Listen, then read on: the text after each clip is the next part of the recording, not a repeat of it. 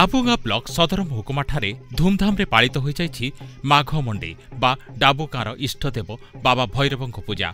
महादेवंक अवतार बाबा भैरवंकु एठारे बड़ देवता नाम पूजा करा जाए।